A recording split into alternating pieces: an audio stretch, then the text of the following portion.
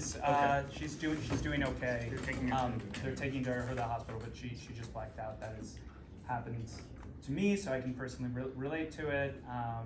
We're thinking maybe it's just like low blood sugar or something, so she will be okay. But hopefully, so far, you are learning and enjoying the conversation.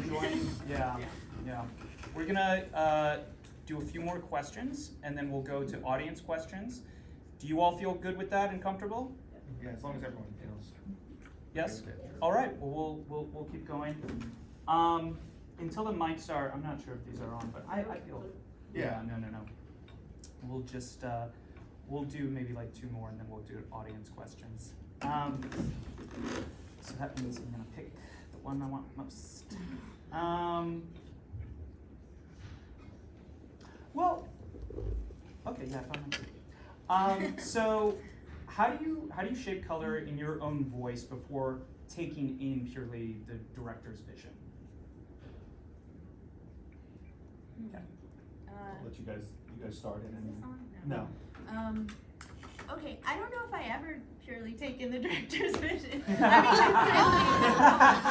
I guess purely is maybe the word I think obviously that's a huge conversation, and obviously I want to know all of that feedback, but I also think, for me, maybe because of the working on location thing, we're also bringing in the real world, we're also adapting to the real world, we're making choices quickly sometimes, so I think it's all like a combination. I mean, it's great when you have control, and it's great when you have time to really hone the color palette, but that's not always the case. So I think having those conversations with the director, having those conversations with the DP, and then being inspired by the world that you're in and adapting it to the world that you're creating, it's all like part of the same thing. And so I think sometimes I wouldn't choose a color, but it's the color that the house is, or it's the, and then you're like, oh, but this maybe adds a certain thing that's unexpected, or, sometimes you can have the idiosyncrasies of the world add to the story, just like every person adds to the story. Is there a particular piece, I know you mentioned the adults, but is there another piece where you feel like your voice felt very, very heard and seen in the piece? And you had enough prep? Never enough prep.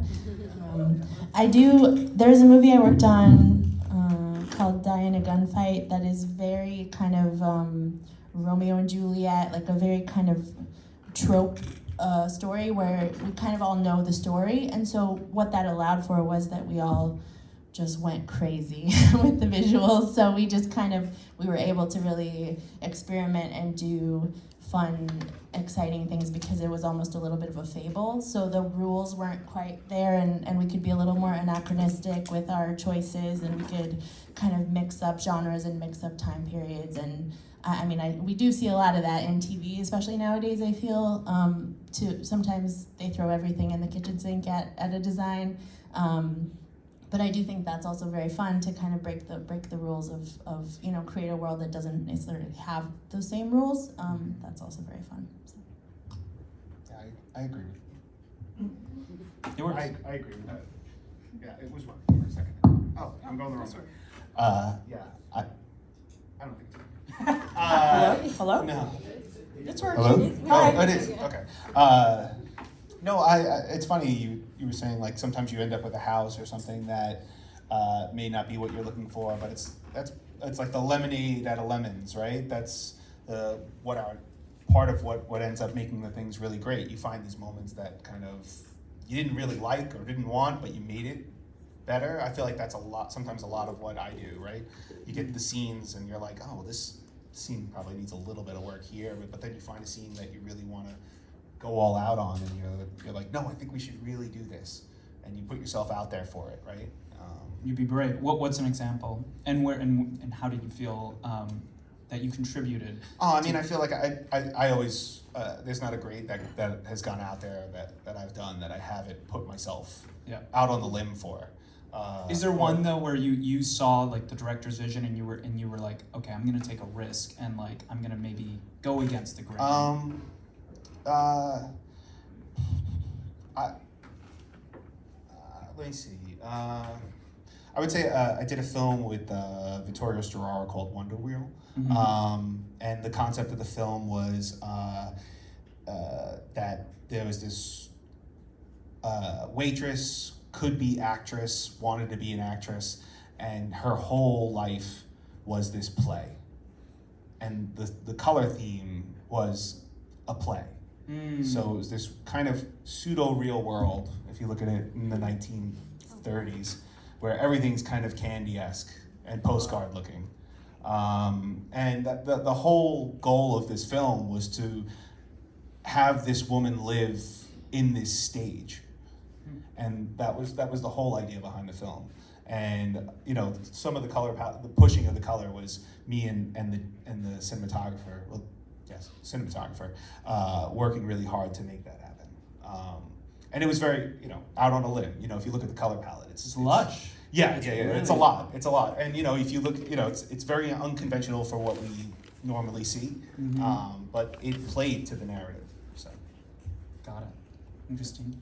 I think, you know, it starts with like mood boards and pulling references and trying to kind of start there to influence and persuade the director to a direction of that, right? Like starting there and a lot of times they're like, oh, that was in my mood boards too, you know, and then you're like, oh, that's great.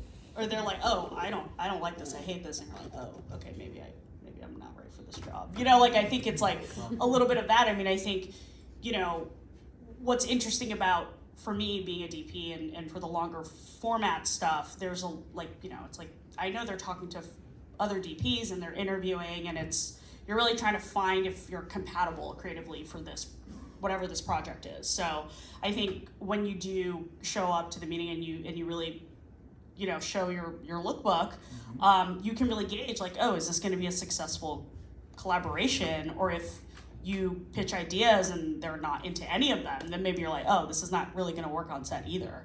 So it's like, how did that meeting go? And I think oftentimes we misinterpret a meeting like that, an interview, where I know I'm the one trying to get a job, I suppose, or trying to get the job, but I'm also like, no, like, this is also like, I'm interviewing you as well. Like, it's like dating, I suppose, right? You're trying to see if you're compatible, and if you're not even compatible on like a 30-minute Zoom, an hour Zoom, you're like, oh, I don't know if it's gonna work out, right? I did a film one time, and it was the first film I did with this particular cinematographer, and he used that as an example. He goes, well, this is just our first date. And I was like, oh, that's so true, you know, because you're just, on a first date, you're just trying to figure it all out, right? Is this the person? Do I like them? Do they like me? Are their tastes? Are they going to order this? Am I going to order that? We sharing? Like, you know, you have that whole scenario. I'm not a sharer, by the way. My wife hates that. She's like, oh, I want to have a little piece of that. Yeah, it's Go get communication, drunk. right? But I know. I know that's not the proper thing, but you know, That's proper. I share creatively. No, it's funny how that relationship over the course of one film, by the end of it, you have like this core understanding of who this person is, and you're like, I'm gonna work with this person again when I get the chance. And sometimes it may be 4 years down the road that you don't get that chance again to work with that person. But when it comes back, it's great. You already have a shorthand. You already have an understanding of what we like, what you like, what they like, how much you can offer or put yourself out there to them. You know, usually the people that you keep working with are the people that give you that security to take those chances in the room or creatively. Eating off their plate. Yes. Yeah, every project you have to figure out how to communicate with everyone, and every director will want to communicate with you differently. And I guess when I go into a project, whether that's the first meeting or the first meeting once you're hired or the first meeting before you're hired, I think my job is to figure out how to visually communicate, and I'm sure you guys probably would maybe say the same about your job, but I think figuring out what people respond to in terms of visual communication, and that goes for me. I'm the conduit between my department, my set decorator, my prop master, my art director, and the director and the producer. So I'm kind of the conduit in between those, and I have to visually communicate with all of those people, like what those visual ideas are. So I think figuring that out on each project is a big learning curve. And I also think there's a reason we call them mood boards, because like that's what we're doing. We're trying to find that emotion and that mood from the very first meeting, and like make sure that we understand it the same way. We understand the story the same way.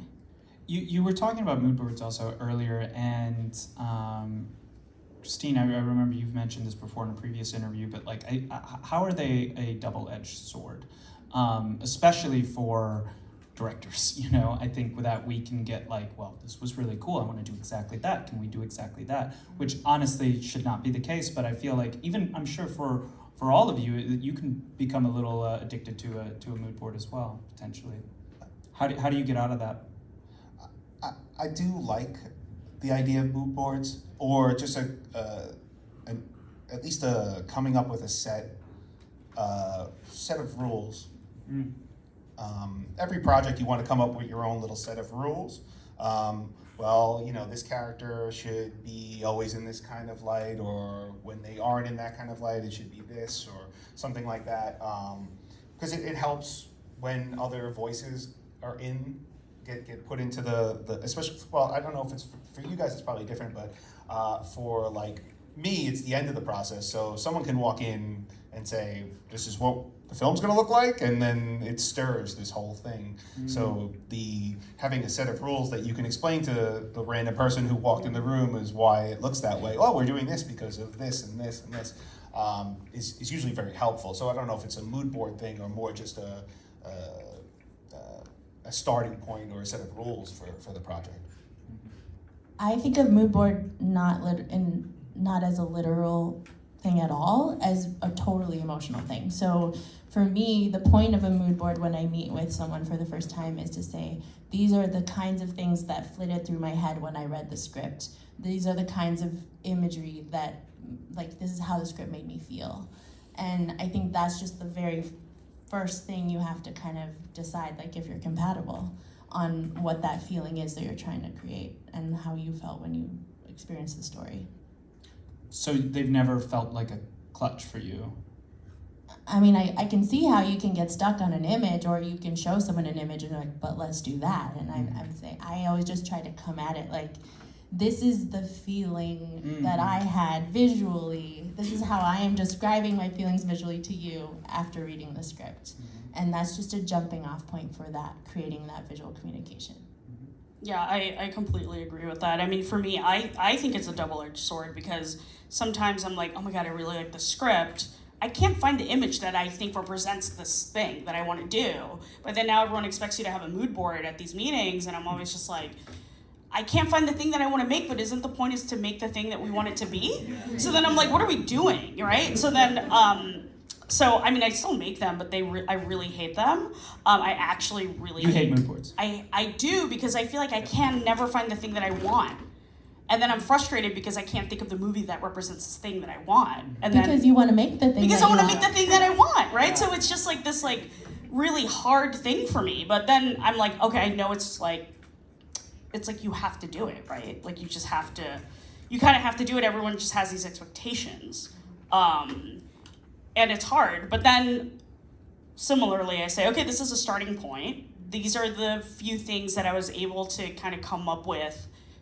I got the script yesterday, I'm having a meeting tomorrow. You know what I mean? I was like, I had a few hours to kind of think about this, but again, I want to know what you think, because ultimately for me as a cinematographer, it's a little bit also of like, I'm here to extend your vision, especially in a film, right? I want to create the vision that you have. I want to help you enhance what you want to do and bring more ideas to it, and not give you be like, these are all the ideas, this is definitely what we want to do. It's like, oh, well, what's your intention behind, like, how are you, especially when it's not a writer director and it's a director who's been hired and there's a separate writer, and they're like, so how did you, like, what did you feel when you read this, you know, and then building from there. And then I'll say, okay, I pulled these mood boards, you know, like I kind of wait a little bit, I don't start with it, because then it's like I want to gauge, like, how do we even feel? Do we feel the same way? Or it's like, oh, I read it this way, that's weird, right? But it's a starting point. And then it's like how do we build from here? But then sometimes it's so helpful because then with my on-set DIT, right, my on-set colorist, I'll be like, oh, these are the mood boards for this scene. Or if I do have a colorist, like an actual post-colorist working with me in pre-pro, I can be like, hey, this is the look that we want to do. Can you create a showlet that gives me this? Like these deep blacks and saturated blues and whatever, right? Like warm highlights. And then I can have actual images to help express that. So, you know, it just depends on how you're using it, but it is helpful. It's just like being strategic about how you present it and what is the point of it really. Yeah, I think I already said this, but just as a jumping off point and as keeping it as abstract and emotion based as possible and not being like literally this is the thing that we're doing. Especially for me, I'm like, I'm not gonna build you that. However, I like how it makes me feel and it relates for me to this thing that happened in the script or Hence the mood part of it. So we're gonna go to audience questions soon, but before we do, I was curious if you each have a question maybe for each other, if anything comes to mind. I can give you a moment to think. If you wanted to ask. Oh, I have a question. How do you feel when you've seen the color corrected version? Because it's so far removed from where you were, like Christine's in the room, so she gets to see it. How do you feel? Because I just want to, what comes up with that, like that. I'm sure it's a very conflicting it's all about question. Emotions, yeah, right? yeah. It's not a loaded question. Well, I think what's interesting is I don't even consider it my realm to. I mean, I have a feeling when I see the But do you the feel final attached? product. Do you feel attached to it still? Like, To the are choices you watching that a you're different making in film, post? do you see you in it? Oh, definitely. Okay. I definitely do, but I think there's two things that remove me from it, and one is what Christine was saying earlier about how like a lot of times I don't even get to be on set, depending, especially for TV. But I also think I've never even, like the question you were asking about, what if a PD got to be in the color session? Like I've never really even thought about that possibility. So I think it's a nice idea. I don't know what it would change for me about my process. I think it would be more of like a fly on the wall interesting thing. And I guess maybe the concern is like we would butt heads, there's too many cooks in the kitchen. I don't know, but hopefully by that point we're all enough telling the same story and on the same page that would not be a problem. And it would really just be maybe about like talking about what our priorities are and how they overlap and and trying to satisfy all of those things. I don't know. I would say that it would be really cool if the production designer did come. And I mean, it's always a budget thing, isn't it? Right? Like, it's always like, oh, well, if people, I mean, here's the other thing is, if people aren't getting paid for it, people don't think they should invite them. Right? So it's a little bit of like, now I might invite the PDs. I'll be like, hey, I'm gonna go to the color session. You want to come for a little bit? Like it's like, it. Just to stop in. Yeah, it right? doesn't. You don't have to sit there. Yeah, like you don't have to be there the sit whole there for the time, minutia but of it, but you can come for a little bit if you want to see how it works. See where it's at. But yeah, I guess I never thought about inviting more people, but I think like sometimes I think we're just kind of so stuck in the ways that exist, but it's like, why don't we question it more? So it is a really good question, like why don't we do that? And what's interesting, I'm just thinking about like color and like, I mean, ultimately for me, right, like when I was doing some remote coloring, I'm like, well, am I looking at it on the right monitor? Are we in the right space? Am I like, oh, let me hide under a blanket? You know what I mean? And it's like, no one's gonna, like people, they're gonna watch it on the subway on their phone. And you're oh, cool, great, right? And their phone's cracked and they have a shitty like screen protector. And you can't control that, which is mind-blowing because ultimately it's like, I have no control over how people will see this. And I am watching it in your theater in the perfect condition. The best it is possible way. never gonna look like that ever again. Nope. So that's like something to consider, right? I don't know. Also, it's definitely something to consider while you're grading. Yeah, right? Because yeah, like it's- how are we finishing this? You know, Where once are you get we- into like I need a quarter of a point of yellow. Yeah. Oh, maybe that's too much. If that's But- too much or too little, we're okay. You know But what I at the mean? same time, obviously, if I'm in the best situation to view it, then let's make it the best it is in this room, Right. and Yes. then that's all you have. But I was also thinking about this thing that I found out. So I was coloring Poker Face, and Steve Yedlin and Jaren Persant were the other two DPs on the show, and they've been collaborators with Ryan Johnson for over 20 years. There was a show LUT that we had, and we always lit to the LUT, right? It's a LUT that he swears by. It's perfect, truly. It's really a great LUT. And Steve Yedlin is also an amazing color scientist, and he's like an engineer. He's very smart. So what he did was, because Peacock was brand new, he actually, and Phil Beckner told me this, who was the colorist from Photochem on the job, when I was grading with Phil, he was like, oh, hey, so, Steve got them to kind of export it in the whatever codec for Peacock's I love it. app. I'm a big and fan then of his. he was like, oh no, this doesn't look right at all. And he changed the color science. Yeah. He made it better. It's awesome. He changed the grain also that he created Well, that's for it based on that. And so it's like, wow, I don't have the technical know-how to do those things, but he is like, well, let me ask, because like if people, and this is his first. I don't know if it's his first, but it's an episodic. I know it's Ryan's first episodic. Mm-hmm. And so they're like, well, if we're not finishing it for theater, we should see it in the way that it's being finished, correct? And I was like, whoa, like, never thought about that. But why don't we question it, right? And if it doesn't hurt to ask, if they're like, oh, we can't do an export for you or whatever, it's like, but at least you asked. And I think because he asked, he made it better. Yeah. Always seeing it how it's Yeah. mainly going to be seen is the Exactly. most important thing. Yeah. And taking it out into the real world. I always tell people, we'll send you a link, like a secure link. Look at it on your iPhone, on your iPad. Like those, to me, are things that I want people to see, just because it's important. It's important to see how it's going to live once it leaves this, sanctuary of protection and perfect calibration. Did you have any more questions for each other, or should we move on to audience questions? Hi. All right. So I believe we have some mics out on the floor, and we have one gentleman right over here with their hand already raised.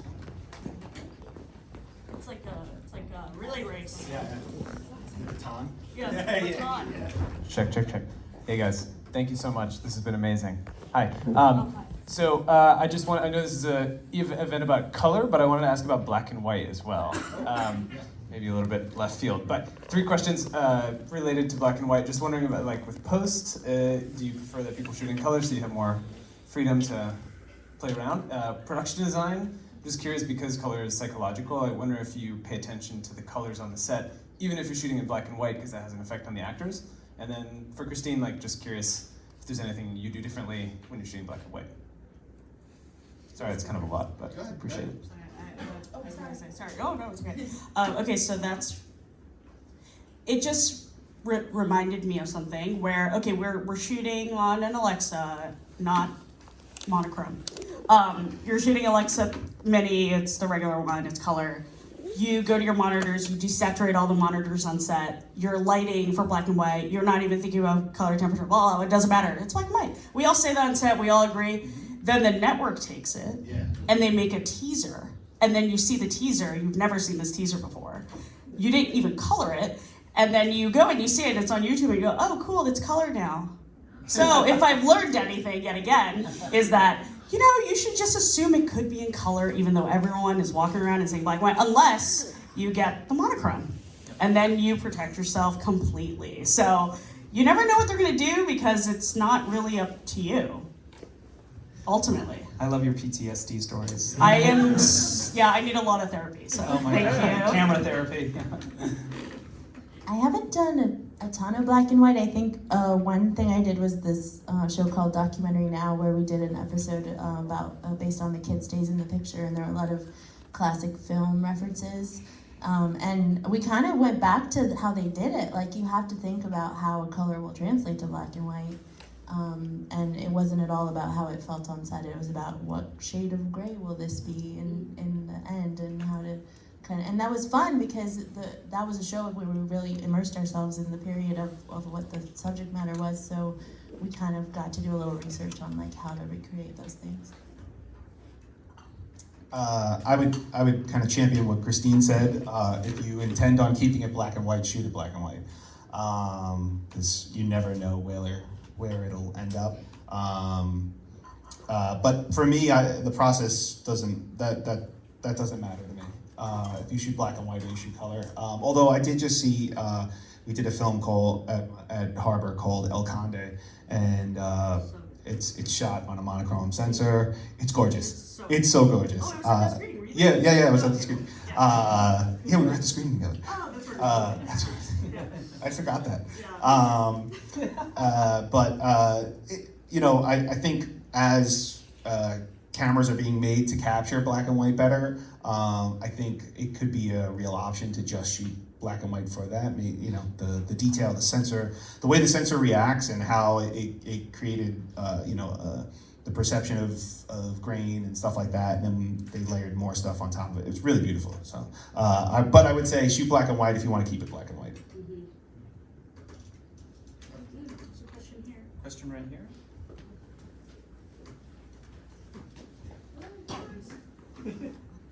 Hi guys. So I don't necessarily have a question, but a comment. And so it pertains to Christine, your process in terms of pre-pro and like reaching out to people and saying like, hey, I want to be a part of those meetings. I think you guys were being nice and saying that like, oh no, it'd be too much to put on the director to have to do that. Because there are those projects where the director is there from start to finish. And I wouldn't say it's all director, but more so director and producer. Because a lot of times, like as a DP, we don't know when people are being hired. Like there is situations where like, oh, you talk to one PD, but then it's like, oh, you find out like a day before the shoot, like, oh yeah, that person actually can't do the project anymore. We actually have someone new. And it's like, well, shit, like you guys didn't tell me. Like, how do you get through that? And like, in case there are any like directors or producers in the room or like watching this, like you guys think about that, because like there are situations where like you're shot listing like on the day of, like God forbid that situation happens, but like you don't have things to send out beforehand. So like in that instance, like do get into the practice of saying like, hey, we just hired the PD, or hey, we just have a colorist that we're in talks with. Do you want to be put in on this like call while we're having this? So that's just my 2 cents.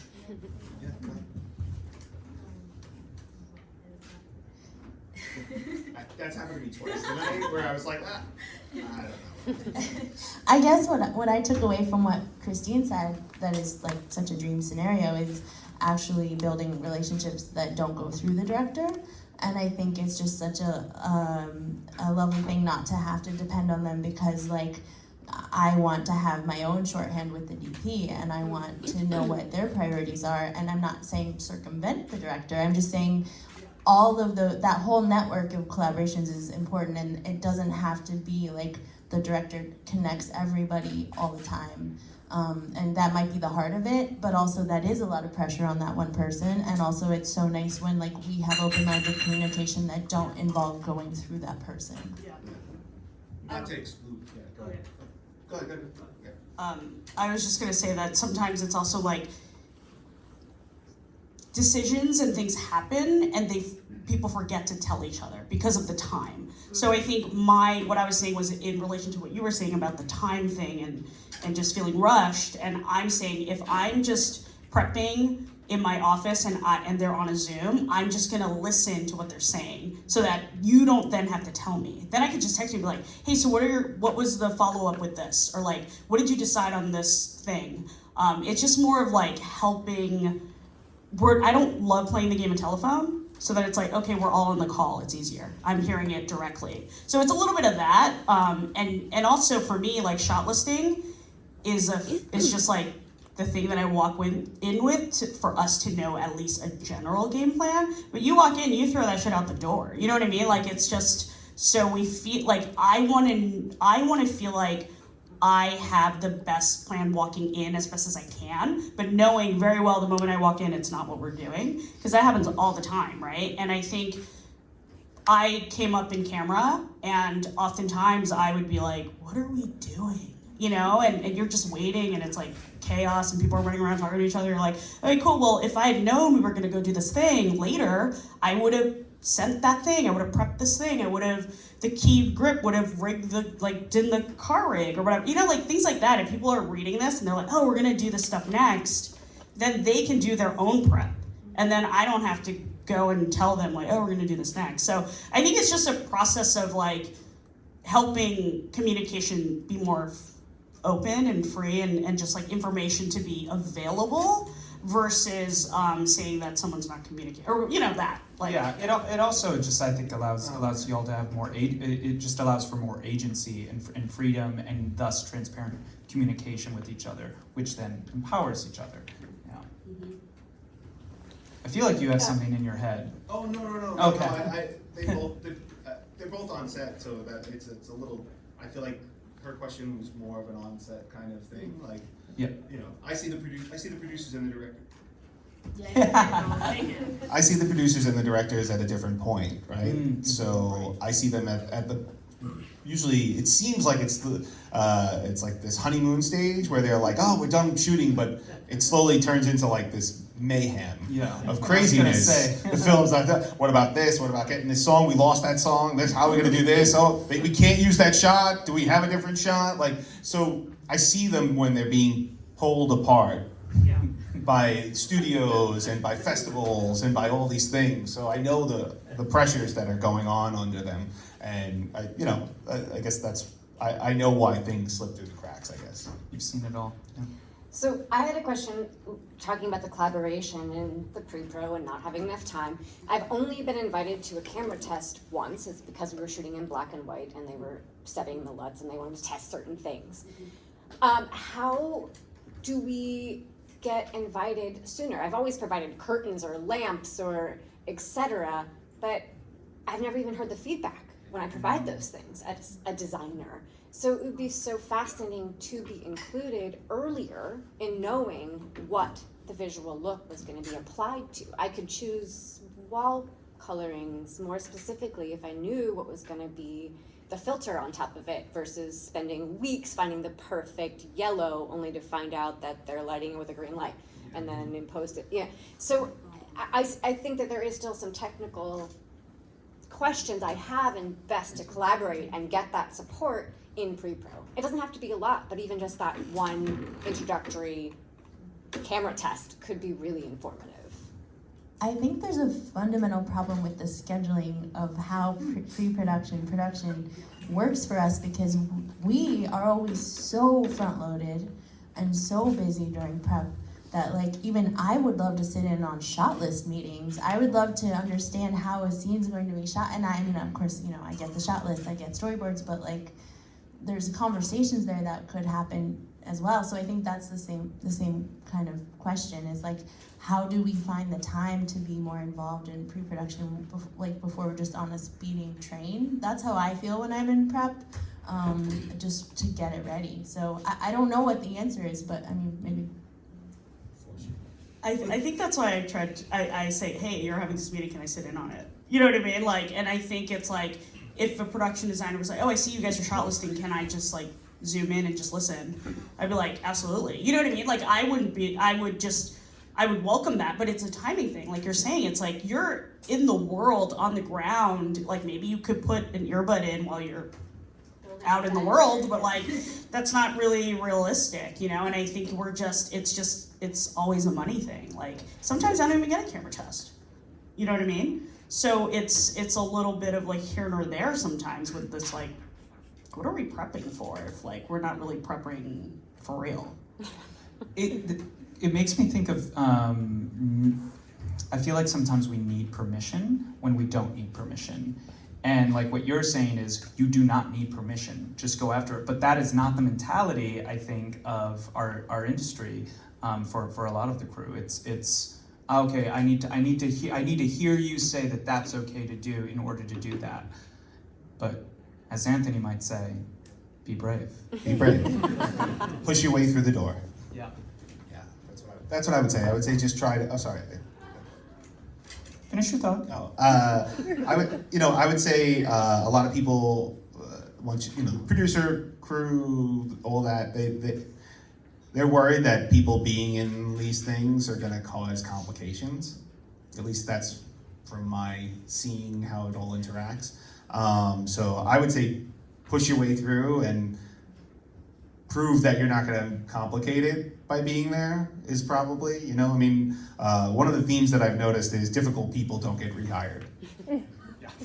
So, people who want, need to put their, foot down about, something that really is insignificant might not get rehired.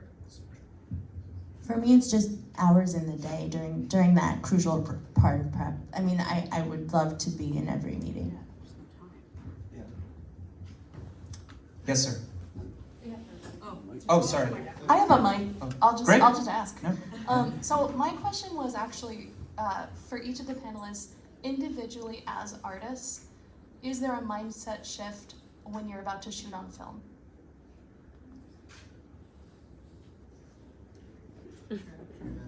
Oh yeah, I mean, there's only so much, right? There's only so much of it, and so, I mean, you really, sorry, what? As it relates to color, specifically.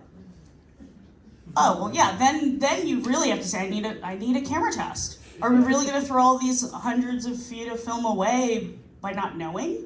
And then you can actually advocate for prep with the production designer to test paint swatches, test fabrics, test wardrobe, test hair and makeup, and then send it to the colorist and actually get dailies where they are also looking and we're making sure everything's good. I think, so I was very lucky to get to work on Origin, Ava DuVernay's new film. I mean, it blew me away. I saw it this week. Cecilia was there, and it was incredible because they shot 16mm. And Ava, I mean, I know that it was Ava's first time, and Matthew Lloyd, ASC, was the DP on it, and I was just invited for a day to come operate. But they watch dailies every night, and if there is sometimes it's a mechanical issue with the camera. And if you don't check it, you just keep going, you don't check your dailies, it could be a week's worth where it's out of focus, you don't even know. You know what I mean? And so I think we all long for the days when we did shoot film because there was a process, we're not rushed. Now you're just like, well, everyone sees a monitor, we all saw it. How can you know, like, what was that cup in Game of Thrones? How did no one see that cup? You know what I mean? Like, things like that where, it's, I mean, I think maybe Starbucks paid for Game of Thrones, Probably. right? Yeah. I mean, really, conspiracies, yeah. But, so I think you really need to go back to how we did it then, because then it's not like there was, I don't know if there was more time, but there was definitely just a different mentality of how you approach it, right? Approach filmmaking. Yeah, I think it's all about money, and if film is more expensive, then you put in the time to make sure that it's right, and maybe we're all missing that time now because we're just shooting, yeah. Yeah, I mean, exactly what Christine said, you have to put a lot of time into film, right? But there's a great payoff, right? The color palette itself is something, right, that digital doesn't necessarily recreate. I mean, you could spend a lot of time getting it very, very close, or in Steve's scenario, pretty much exact. But, Steve Yedlin's awesome. I love him. His work's great. But, I would say the same process goes for when you're shooting digital as well. Like, when you're creating a LUT, and especially if you're creating a LUT that has something to it, you need to look at everything through that LUT as well. So the process is the same. I would say the technical process with film is the worrying that you're not shooting something correctly, or that the exposure's not right, or that, it's out of focus, or there's something in the gate that's been there for 3 days that we're gonna have to paint out on every shot. All of those types of things. But I think as far as color goes and how it looks, I think that process of seeing what your actors, what your swatches, what the wardrobe, what hair looks like, what lipstick looks like, I think that's all the same, I think you're doing that for digital and film, just to see where it goes. Because otherwise, I've done so many DIs where, you know, they didn't do that, and you're doing the look, and it's a stylized look, and then everyone's like, well, why are the lips kind of purplish? Well, I mean, because you didn't do a hair and makeup and test the lipstick that you're using. But, you know, we could track all that and spend an extra 30 hours on the DI to make sure all the lips are the correct color, which is, you know, what I'm in the business of doing. So. I'm so sorry, this will be our last question back here. Hello, all the way in the back here. Hi, I have a question. As I am an aspiring production designer, I was wondering if you all would be willing to answer. What would you recommend, and what ways would you recommend for young aspiring PDs to learn how to use as well as understand color as people who are just getting into designing for the first time? That's a right up your alley. That's you. That's you. You might know that. I mean, we could chime in. That's you. I do think color is really intuitive. I think you need to see what you like, but I also think that, and what you respond to emotionally, but I also think that, like, what I do when I'm, for example, doing mood boards is get really into photography more so than I don't like to reference movies as much, just because there is such a long tradition of the rules of film, and so I try to look at photography and also fine art, and I think, like, just trying to bring in those different mediums and see what color does in each of them and how it affects, like, the feeling of each image is just something. I don't know that I do it as, like, a process that I'm aware of, but now that you mention it, I think that's something that's really important in developing your sense of color and understanding kind of the feelings it evokes and how it goes together. And yeah. Anyone else? At one point I realized that I needed to learn more, and I started to look into, like, art history, and that was something that really, seeing where we've come from to where we are now, and then like painting, sculpting, all that, and the different stages of that, and then, you know, photography and filmmaking. So I think going back further to find out a little bit more of where we've come from helped me. So I would say that. There's a lot of different uses of color and paintings and stuff that, like, blow your mind as to, like, what you can use color for. So. TV, can I ask one last question?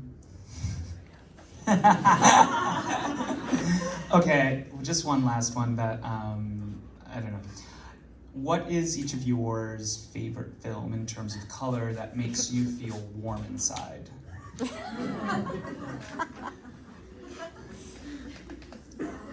Warm.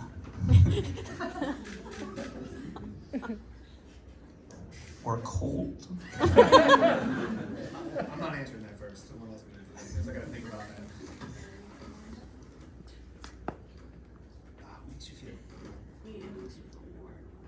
Like cozy warm? Yeah, cozy.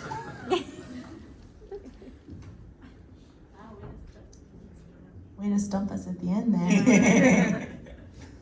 I guess I just gravitate. I'm a maximalist. I can do other stuff, but that's what I like. I like a ton of color, and I like a ton of texture, and so I guess I remember the first movie. I don't know, this is me trying to answer your question. The first movie that inspired me to want to do production design was Baz Luhrmann's Romeo and Juliet. I saw it when I was, like, 14 or something, and I think just the way it mashes up, I mean, it uses color amazingly, but it just mashes up so many ideas and is really anachronistic in a great way that's really effective.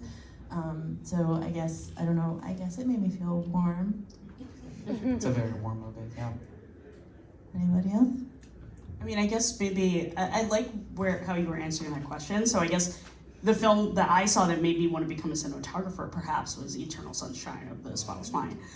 So, the color palette in that and the way it's shot and its immersiveness and its also playfulness and, all of that really made me realize, I was like, oh wow, this film is crazy, and it made me feel something, and it opened this world that I've never seen before.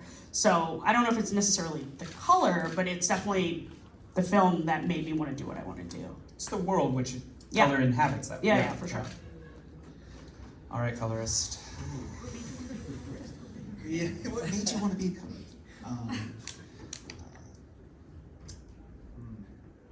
I mean, I guess I would say one of the most inspiring films for me would be Oh Brother. It's like the first DI'd film, and the style, how it's done, and it's just seeing that makes me feel that warm feeling, like this is where I belong. You know, it's a representation of like my job, and the first representation, depending on who you talk to. But yeah, I would say Oh Brother. Dude. Where's your cozy? No. That's no. I didn't get a chance. Can't ask the question and not answer it. Exactly. No. I've Can't been get on doing stage that. and you're answering it. That's Go ahead. No. That's no, what I get to No. do. Nope.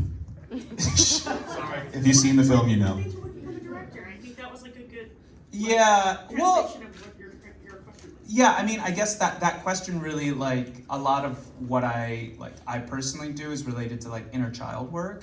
And so where I guess that the foundation of that question is related to, like, that warm, cozy feeling. But the movies I love the most are the least cozy. They're just fucked. Oh. I mean, okay, I'm gonna say I don't have a favorite. I did recently just watch, you know what? I do have answers. When you know, I would say the film that makes me feel most warm would be Princess Mononoke by Miyazaki. I think that film to me is it's not necessarily cozy, but it is just so viscerally deep, and like the colors on it are so lush, and I think Miyazaki understands color better than he's my favorite director, so better than anyone else, and that, like, yeah, the way color is used in that film influenced me deeply, so I would say that. Thank you everyone for everything, for being here tonight.